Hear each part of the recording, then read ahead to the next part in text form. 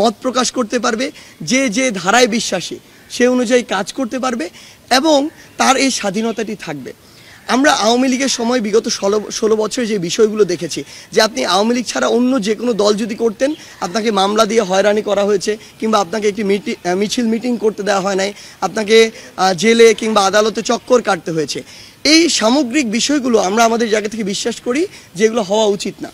কিন্তু গতকালকে আমরা এমন বেশ কিছু চিত্র দেখেছি যেই জায়গাগুলোতে আসলে স্টুডেন্টদের কিছু পার্টিসিপেশন ছিল।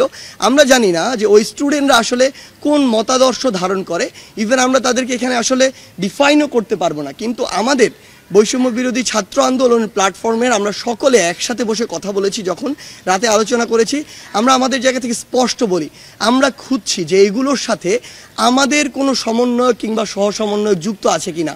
আমাদের জায়গা থেকে স্পষ্ট ডিসিশন, আমরা খুঁজে তথ্য প্রমাণের ভিত্তিতে যদি সিঙ্গেল একজন সমন্বয়ক বা সহসমন্বয়ক পুরো বাংলাদেশে পেয়ে থাকি, এটার সাথে যুক্ত কোনোভাবে, আমরা তৎক্ষণাৎ তাকে আমাদের ওই কমিটি থেকে, ওই টিম থেকে বহিষ্কার করব।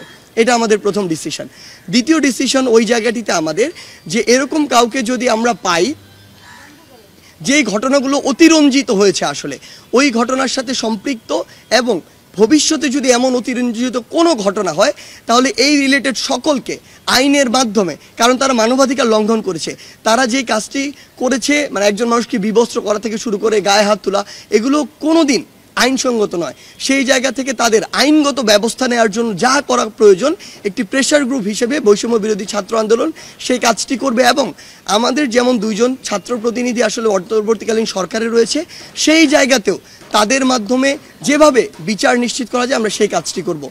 আরেকটি আমাদের অবস্থান আমরা স্পষ্ট করি, আমরা আমাদের জায়গা থেকে এটি বিশ্বাস করি বাংলাদেশে বিভিন্ন ধরনের রাজনৈতিক আদর্শের দল থাকতে পারে। 2013 সালে আমরা দেখেছিলাম হেফাজতে ইসলাম যখন তাদের মতিঝিলে এই যে সমাবেশটি করেছিল, ওই সময়ে পুলিশকে কাজে লাগিয়ে, পুলিশকে অপব্যবহার করে আওয়ামী লীগ তার ক্ষমতার অপব্যবহার করে অসংখ্য আলেম ওলামাদেরকে কান ধরে উঠবস করিয়েছিল। সেই সচিত্র ছবি এবং ভিডিও এখনও আমাদের কাছে আছে। আওয়ামী লীগ যা করেছিল তার ফল আওয়ামী লীগ এখন ভোগ করছে, ভবিষ্যতে ভোগ করবে। কিন্তু সেম কাজটি আওয়ামী লীগ যাওয়ার পরে আরেকজনের যদি ওই নির্যাতকের ভূমিকা অবতীর্ণ হয়, সেটি আমরা কখনো মেনে নিব না। সেটির জন্য আমরা কখনো এই যে গণঅভ্যুত্থানটি হয়েছে সেটি কখনো করিনি। আমাদের জায়গা থেকে স্পষ্ট বার্তা, ওই 15ই আগস্টে ওই ধানমন্ডি 32-এ কেউ যদি আসলে তার শক্তি পালন করতে চায়, একটি ফুল দিতে যেতে চায়, আমরা তাকে আমাদের জায়গা থেকে বাধা দিতে পারি না। এটি তার ব্যক্তিগত জায়গা। সবচেয়ে বড় কথা হচ্ছে, এই স্বাধীন বাংলাদেশে যখন যে ক্ষমতা এসেছে তখন শুধুমাত্র তার যে সুপ্রিম যে মানুষটি ছিল তাকে শ্রদ্ধা জানানো হয়েছে, বাকিদেরকে শ্রদ্ধা জানানো তো দূরের কথা, বরং ছোট করা হয়েছে। আমরা বিগত আওয়ামী লীগের সময় দেখেছি বঙ্গবন্ধুকে কিংবা শেখ মুজিবুর রহমানকে বঙ্গবন্ধু থেকে শুরু করে যত বিশেষণে বিশেষায়িত করা যায় সেগুলো করা হয়েছে, এবং অতিরঞ্জিত অনেক ঘটনা নিজের মন মতো করে বানানো হয়েছে, ইতিহাস সাজানো হয়েছে। অপরদিকে আমরা যদি দেখি শেরে বাংলাকে ফজলুল হক, মাওলানা আব্দুল হামিদ খান ভাসানী, হোসেন শহীদ সরওয়ার্দী, জিয়াউর রহমান থেকে শুরু করে তাজউদ্দিন আহমেদ পর্যন্ত, এই মানুষগুলো যতটুকু ন্যূনতম সম্মান প্রাপ্য কিংবা ইতিহাসের যে জায়গাটুকু তারা ধারণ করে সেটুকুও তাদেরকে দেয়া হয়নি। আমরা বিশ্বাস করি আমাদের জায়গা থেকে এই যে মানুষগুলো রয়েছে, আসলে বাংলাদেশের ইতিহাস নিয়ে কথা বললে যেই মানুষদের অবদান একদম অনস্বীকার্য, তাদের প্রত্যেককে তাদের যতটুকু অবদান ছিল এর জন্য তাদের স্মরণ করতে হবে। কাউকে ইচ্ছাকৃতভাবে রাজনৈতিক উদ্দেশ্যে ছোট করা যাবে না। আমরা যতটুকু জিয়াউর রহমান যতটুকু সম্মান প্রাপ্য তাদেরকেও আমাদের ততটুকু সম্মান দিতে হবে। একইভাবে শেখ মুজিবুর রহমান যতটুকু সম্মান তার প্রাপ্য তাকেও ততটুকু সম্মান দিতে হবে।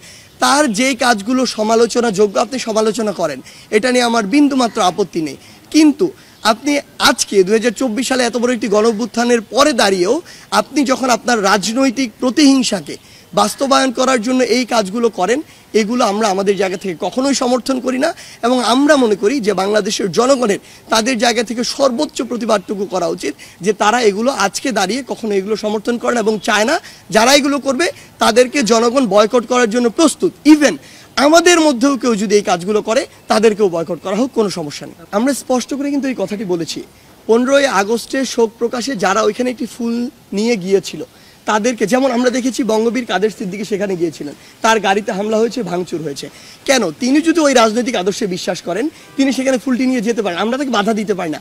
আমরা বরং যদি মনে করি যে তিনি যে রাজনৈতিক আদর্শে বিশ্বাস করেন, যে ব্যক্তিটিকে তিনি অনুসরণ করেন, তিনি অনুসরণযোগ্য নয়, আমরা তাকে বয়কট করতে পারি। কিন্তু তার গায়ে হাত তোলা, তার গাড়িতে হামলা করার এই যে অথরিটি, এই অথরিটি আমাদেরকে কেউ দেয় না।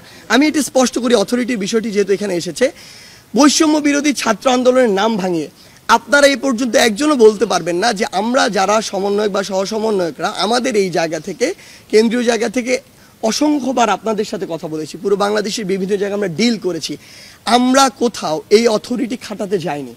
আমরা আমাদের জায়গা থেকে যদি কোথাও কথা বলেছি, আমরা বলেছি যেটি ন্যায্য, যেটি ন্যায়সঙ্গত, সেটি যেন বাস্তবায়ন হয়।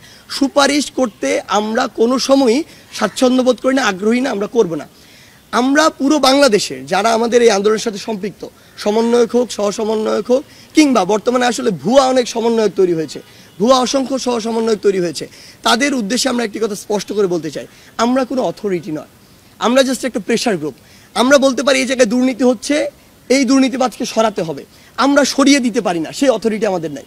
আমরা এটা বলতে পারি যে এই মানুষটি দুর্নীতি করেছে, তার দুর্নীতির এই এই কাজগুলো রয়েছে। আমরা কিছু জায়গায় দেখছি যে তারা পদত্যাগের জন্য বাধ্য করার সংবাদ পাচ্ছে, আমরা বিশ্বাস করি তারা আমাদের কেউ নয়, তারা আমাদের স্পিরিটও ধারণ করে না। কারণ এখন অসংখ্য ভুয়া সমন্বয়ক তৈরি হয়েছে। 5ই আগস্টের গণঅভ্যুত্থানের পরে আমরা কোনো পুরো বাংলাদেশে সমন্বয়ের টিম দেইনি, কিন্তু আমরা অসংখ্য সমন্বয়ের টিম দেখছি যারা 5ই আগস্টের পরে নিজে নিজে এই টিমগুলো দিয়েছে এবং তারা তাদের মতো করে বিভিন্ন কাজ করছে। আমরা মনে করি হয় তারা ব্যক্তিগত স্বার্থের জন্য এটা করছে, হয় তারা মানুষকে হয়রানি করে লুটপাটের জন্য কিংবা অর্থ আত্মসাতের জন্য করছে, অথবা রাজনৈতিক তাদের কোনো উদ্দেশ্য রয়েছে, অথবা এমন হতে পারে যে তারা নির্দিষ্ট কোনো একটি গোষ্ঠীর প্রোপাগান্ডা করছে আসলে দেশকে অস্থিতিশীল করার জন্য।